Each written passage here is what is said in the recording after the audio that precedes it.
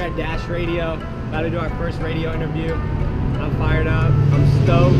Been waiting for this moment for a long time, so everybody stay tuned. Let's go. Historical events about to take place. Let's go, boy. 3%. 3 for fucking shit. Freeze, boy. It's like, if you don't get this, it's like missing breakfast. You gotta get this. Bro, yeah, I feel it. I definitely see a huge difference.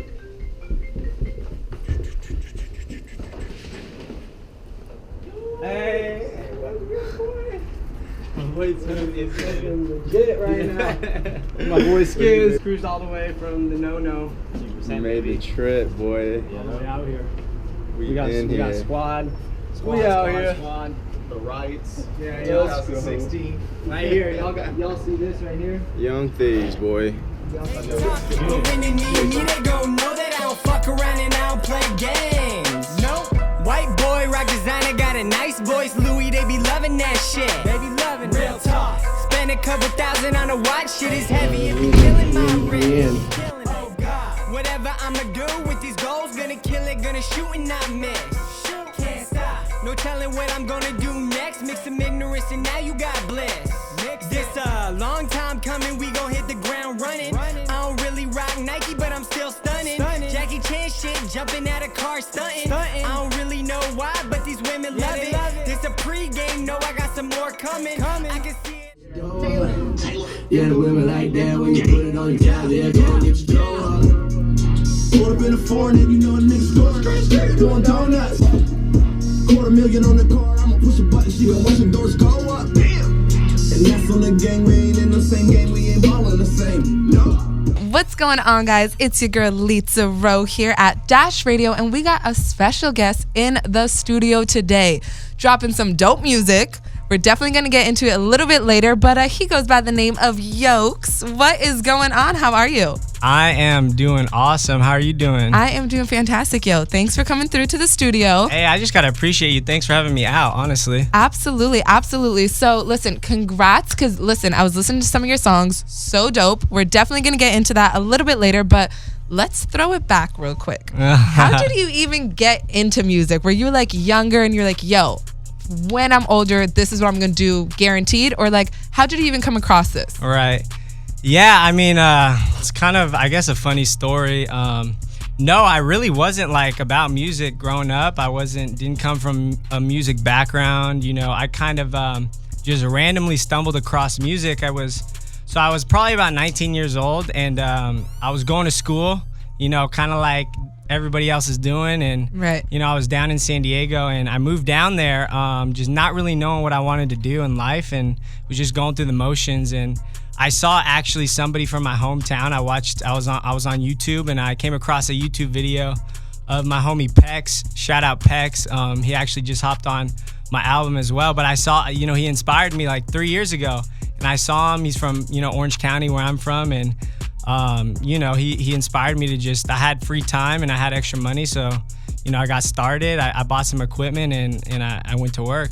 Yo, that's great. That's normally how everyone says. They're like, yo, I saw my homie do it, and I was like, if my homie can do it, I can do it. Like, I'm about this life. Yeah, exactly. Is there someone that you always looked up to, like an artist you look up to growing up, that you kind of like, you know, just get really Yeah, I think like the biggest, I mean, back when I was probably like 7, 8 years old, Eminem, I mean, was really big. And it's actually funny, I would always try to listen to Eminem, and my moms would get hella mad and just try to get me not to listen to it, and I'd wait. I remember like I had this little radio, and I'd like wait on the radio for a song to come on, like all secretive, just to try to listen to it and like shit. Under your bed, under your covers, being like, yeah, yo, some shit like that. So that was kind of my real first, I think, inspiration to music, and how I, you know, found love for rap and hip hop.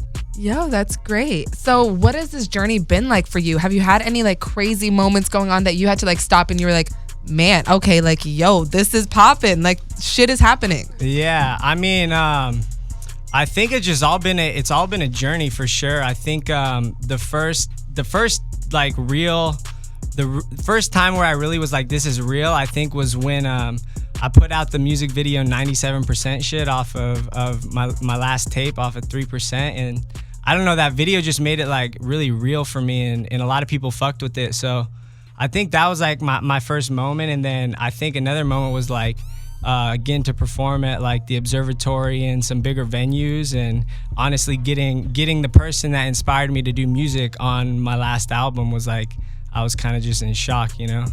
Yo, for sure. So the first time you ever did a performance, were you like freaking out? Were you nervous for it, or you're like, no, I got this? Like we're about to get the crowd hyped. Yeah, I mean, honestly, I'm a pretty confident person, and you know, I was kind of like doing public speaking already before like the whole music thing. So I was already like ready to get up there, and you know, no fears. I just do my thing up there. If people don't fuck with it, it's whatever. Yeah, right? Yeah. Hey, it could go either way. But from the looks of it, people are fucking with it. So that's dope. Thank you. So I got a question for you. When I talk to different artists, they always tell me, they're like, listen, one of the most important things of, you know, coming up in this is your squad. Like, you got to have a solid squad. They're like, I've had homies, you know, asking for share or just being a little shady. So how important do you think having like a solid squad around you on your journey is?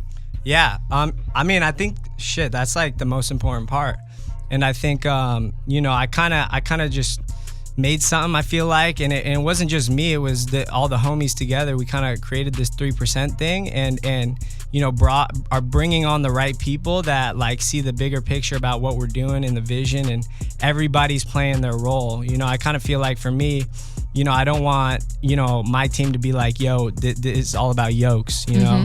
Not at all. It's like everybody together, you know, even though people see me in the spotlight and making music, but none of it would have come together. The music wouldn't have been made if it wasn't for everybody playing their individual role. So I think it's huge, and you got to find the right people. I think the association is definitely key. It's like your the 5 people you surround yourself with is who you're going to become. That law of association, I heavily believe in that. So I cut out a lot of people. A lot of, you know, people that were just negative and, you know, not positive and not, you know, on a journey towards success in some way or another. But we got a lot of the squad out here today, and, you know, everybody's supporting the 3%, and we're doing our thing, building it. Yo, shout out to the squad. So you bring up 3%, which is kind of like your motto, your theme. So let's talk about this. What does 3% mean? Yeah, 3%. This is like the biggest question I get, obviously, because I'm always throwing up 3%. We got gear, t-shirts, keychains, all this shit. So 3%, I mean, it really, I kind of believe in life. There's 2 types of people.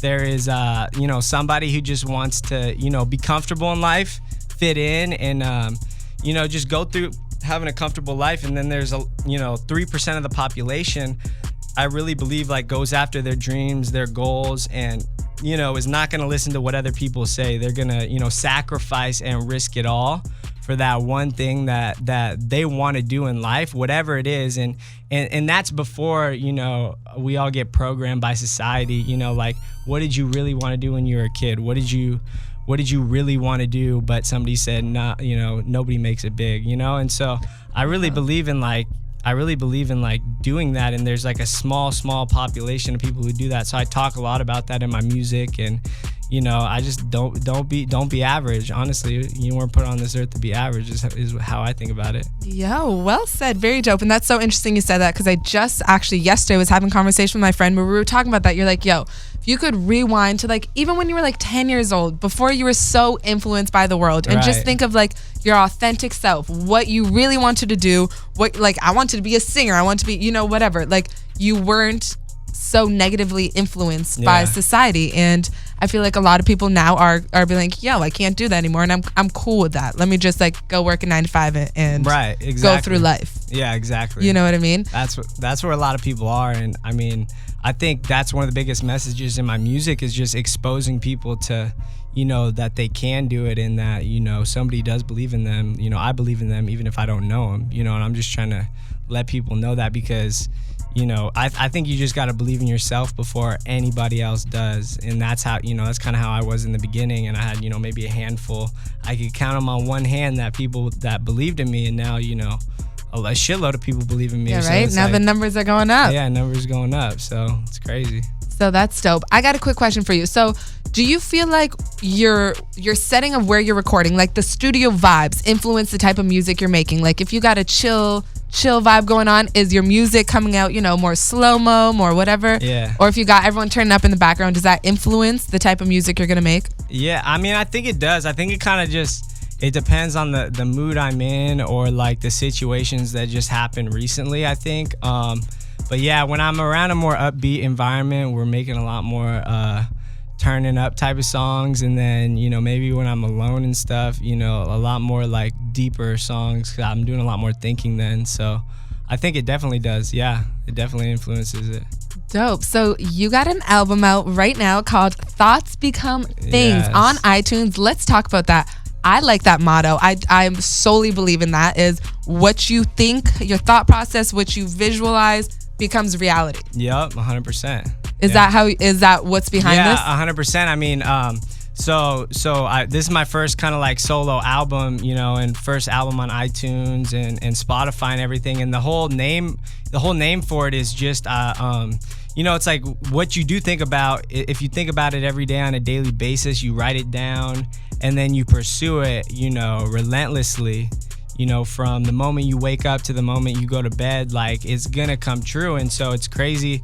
I named the album Thoughts Become Things, and like a lot of the things I was thinking about when I first started music 3 years ago, I was like, I want to be, performing. I want people to be listening to my music. I want to be doing shows. I want to be doing a radio interview. Here we're doing a radio interview. It's like my first one, and all these things that I was thinking about every day, like we're achieving them, and so thoughts, it kind of just blows my mind. This is the first stepping stone, but like right. I see the bigger picture of what's gonna happen, and obviously if we can accomplish stuff like this, there's no limits really.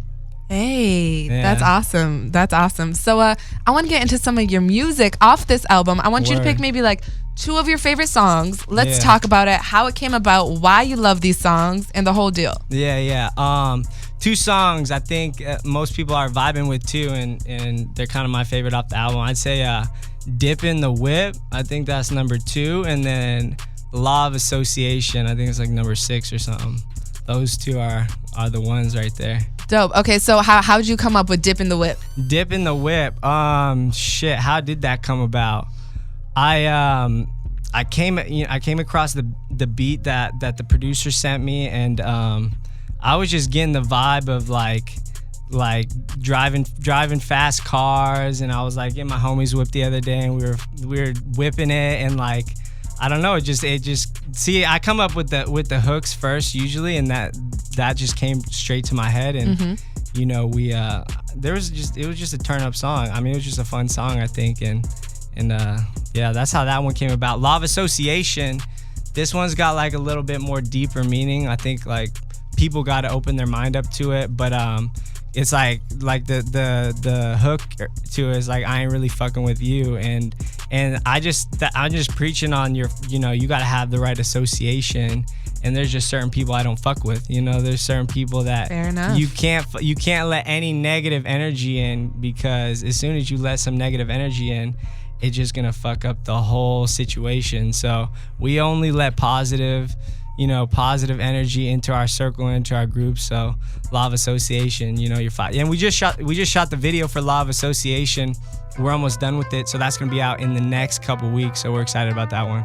Hey, keep an eye out for that. All right, so why don't you introduce us to Dip in the Whip, and we'll get into it. Yep. Hey, this is my song off my album Thoughts Become Things, Dip in the Whip. Push your hands up, push your hands up, push your hands up, put your hands up.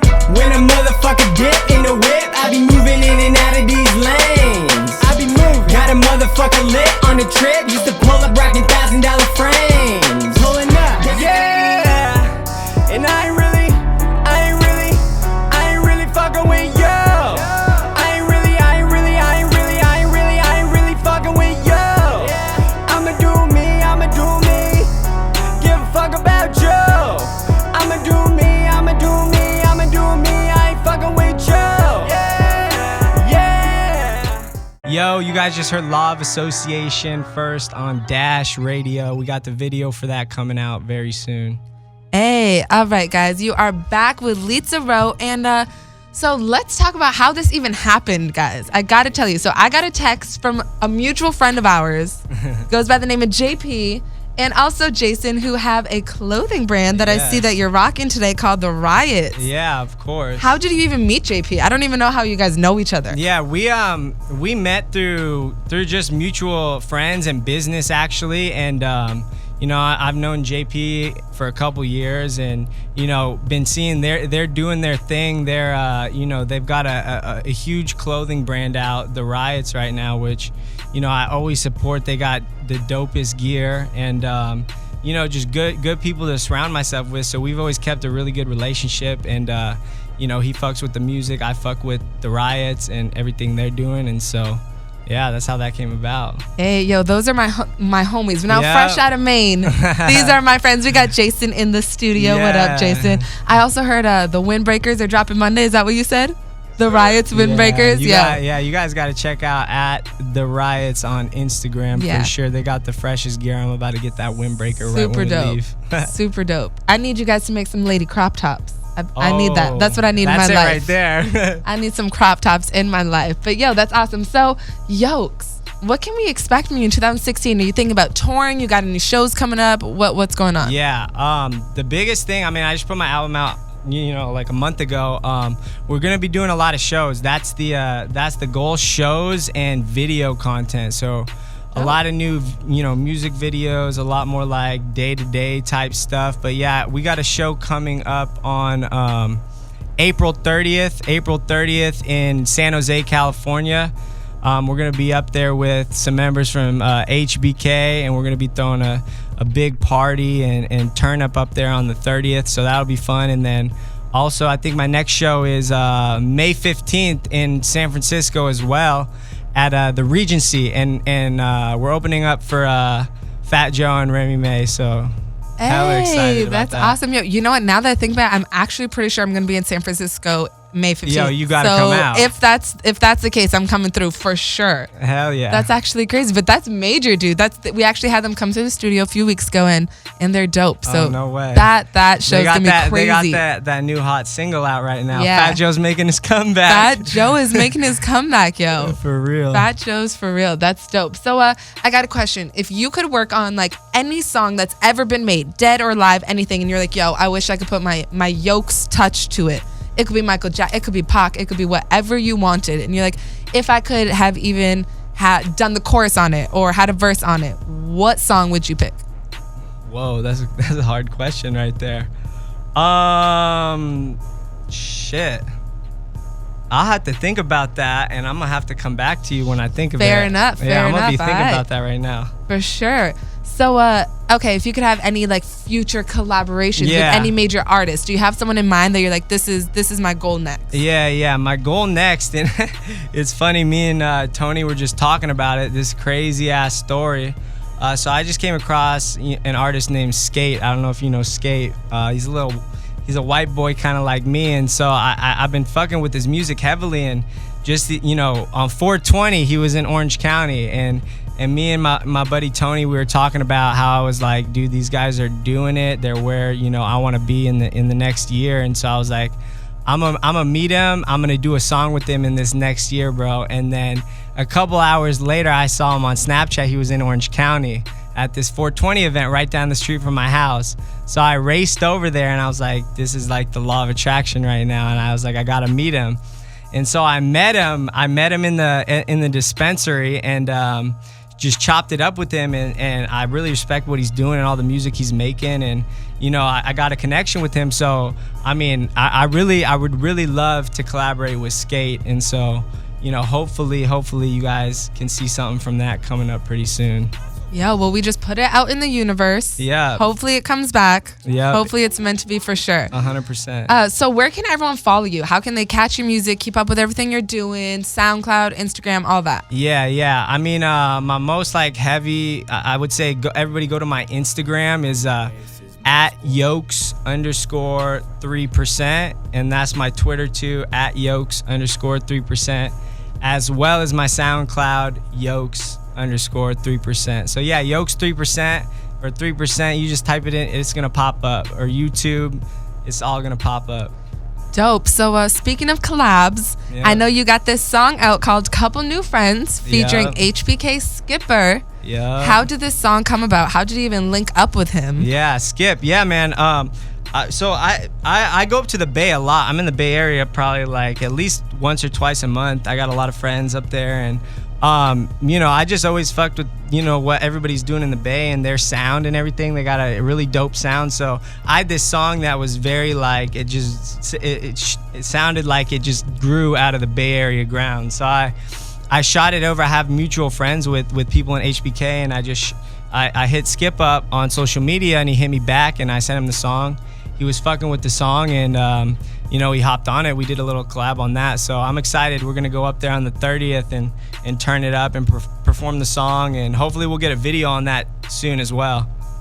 Dope, man. Well, yo, thank you so much for coming through the studio. It Yeah. was great having you. So let's get into this song. Why don't you introduce us to the Yeah, song? all right, everybody, go check out my song, Couple New Friends, featuring HBK Skipper.